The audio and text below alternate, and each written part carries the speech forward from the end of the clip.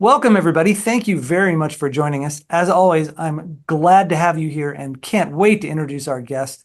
But before I do, I want to let you know what you're watching.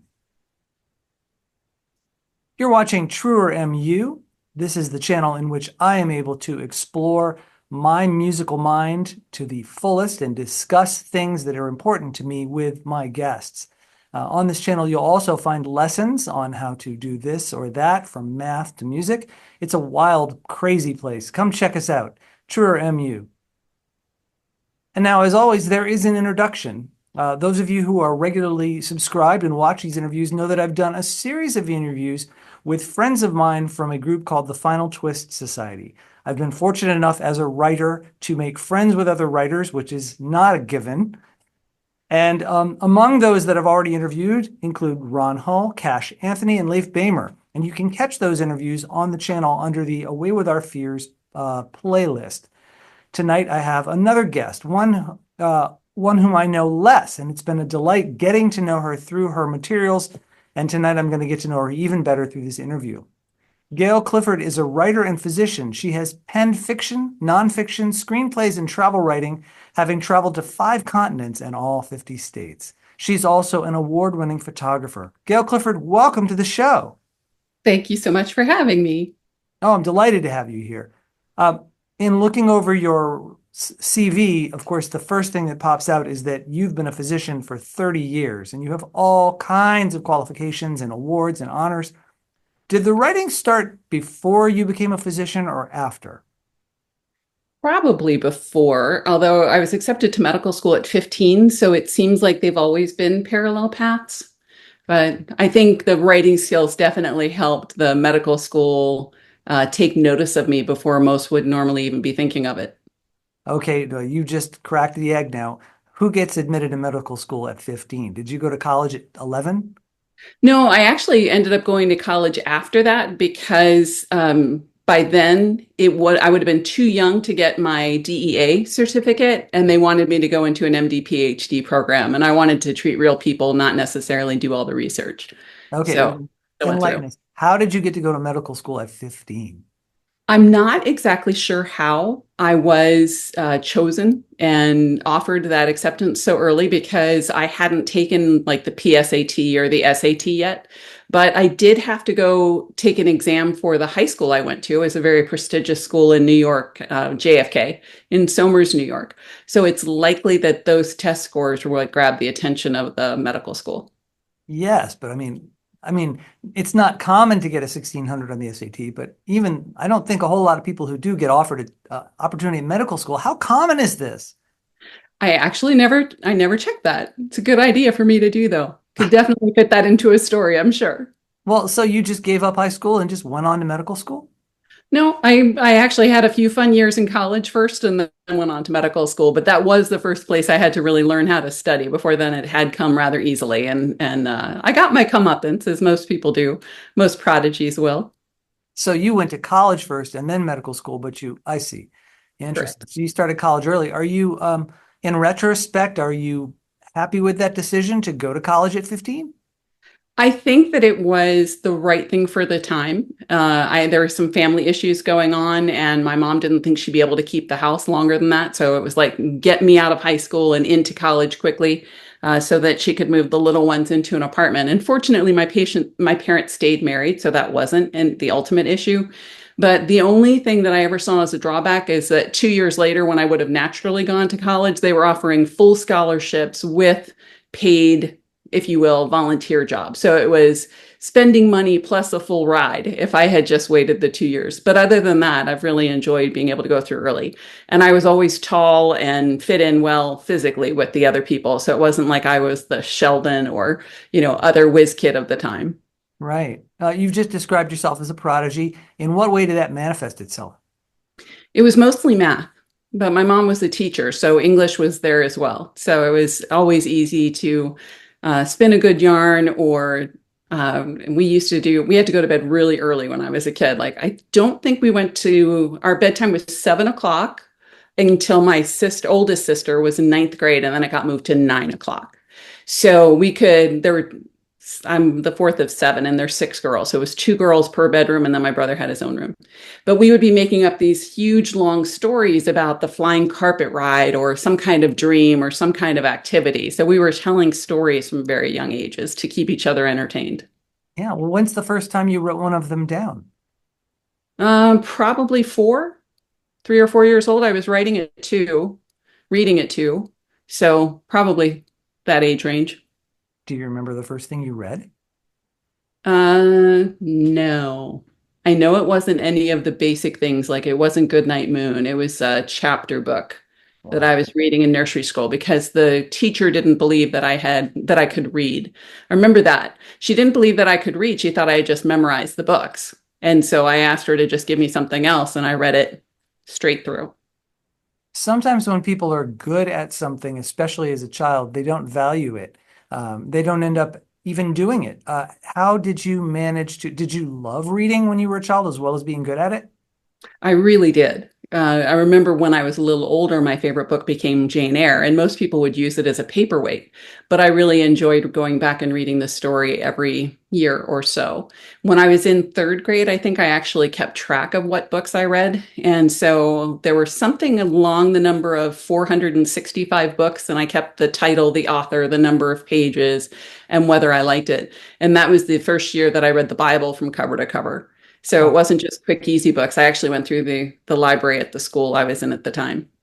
Do you have a special recall ability as well? I did. I've had a head injury since then, so it's not as good, and I don't dream anymore, which I really miss because Yeah. I think an active dream life really does help your writing and your reading and your interest in things. Yeah. Well, so what's the first thing you remember writing that you considered to be, let me rephrase this. At some point you became a writer. When did you decide you wanted to do that? So writing after, and I think a lot of us were on the newspaper in high school, so I don't necessarily count that. But the first time I was writing stories was probably really specific stories were the travel stories that I did. I became a professional travel writer in 2018, and I just took a class on it. And I'd been writing diaries before that, but that was the first time it was like, no, this is really for someone else, not just for me. So At there were all the 2018. school. Hmm. Okay, so the travel writing was your taking yourself seriously as a writer, and that's pretty late in the story. Or yeah, or 2012 because that's when I did screenwriting. Well, So yeah, of course that no, counts. So let's go back to yeah. that. Sure. So 2012, I had been injured badly and was in a wheelchair for 10 years and needed something to keep myself occupied. So I had taken a screenwriting class, and that's actually how I met our mutual friend, Cash, through a class several years later. But I was writing screenplays. I've written probably 25 screenplays, had several optioned and one produced by the Seattle International Film Festival. And that was really fun to just try and develop ideas and get them down, although the writing is so much different in screenwriting than it is for novels or, as we do, short stories for our anthology. Can you talk about the difference for those people that might want to either foray in or stay away? Well, I think the biggest difference is just how sparse or how minimalist you are with description as a screenwriter compared to someone who writes prose for an anthology or for a novel. For example, there was this one gentleman in the class who had written just like two full pages, dense, single spaced description describing every detail of this particular bar.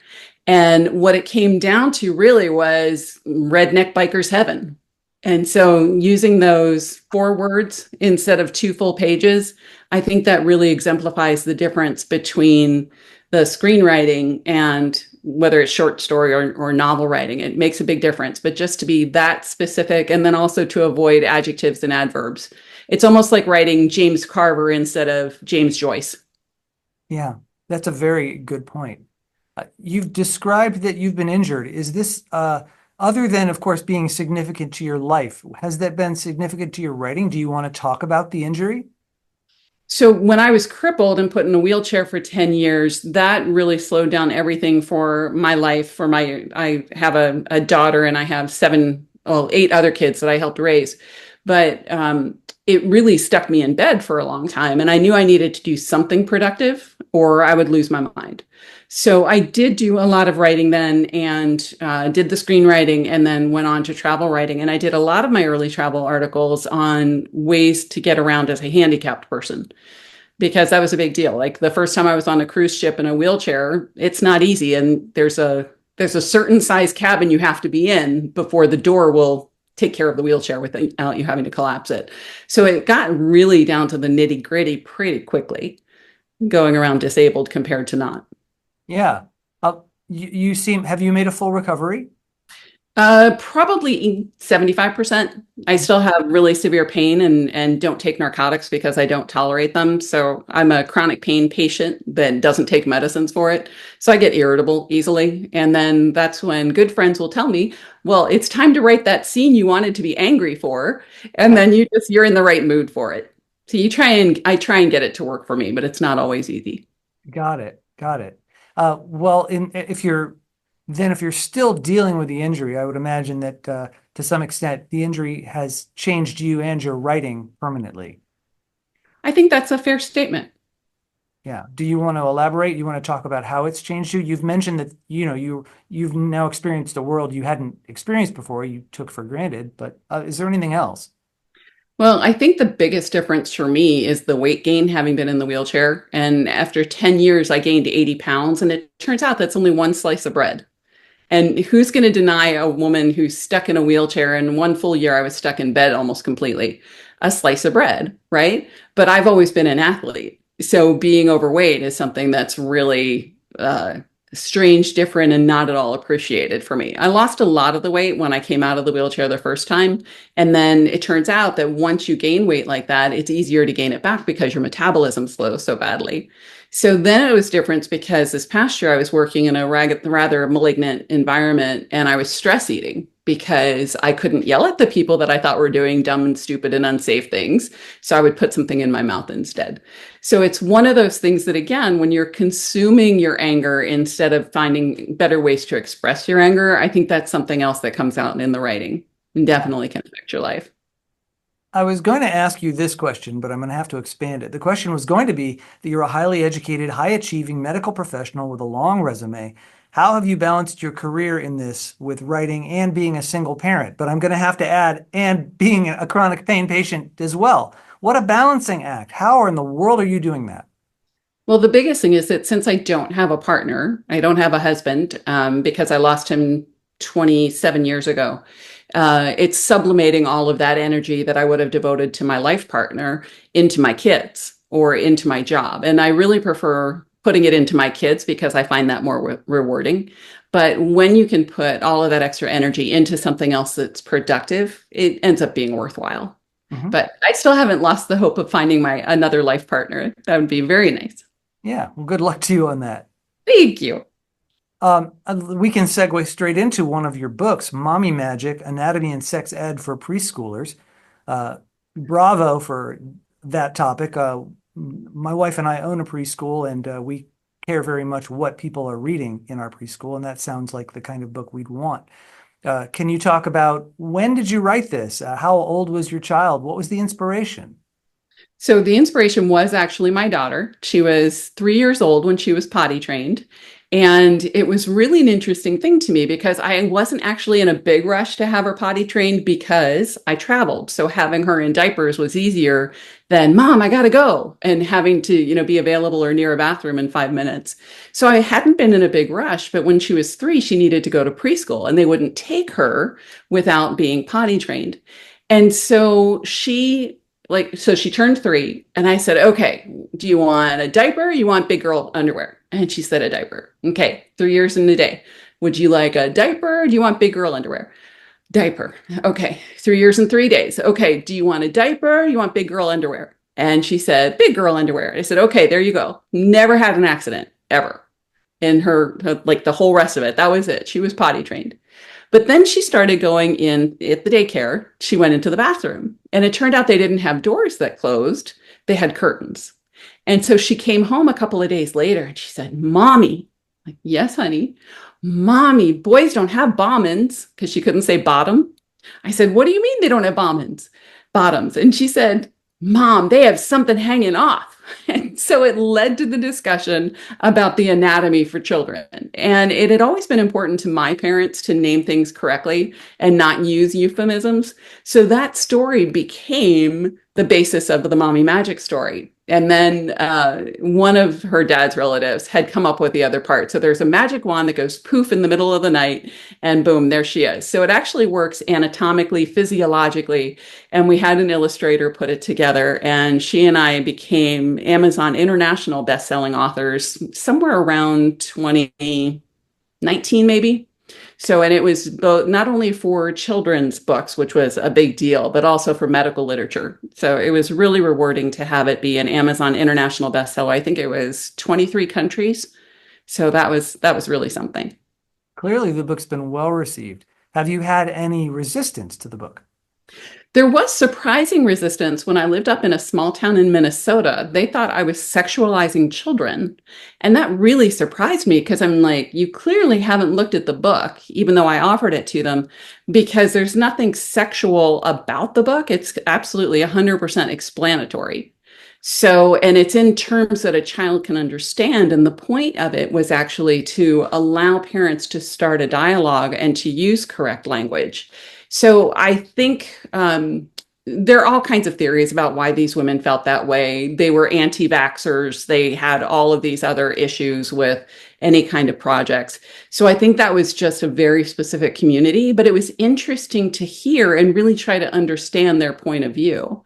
I can't say that I agree with it at all, but I can respect that they had their own opinions.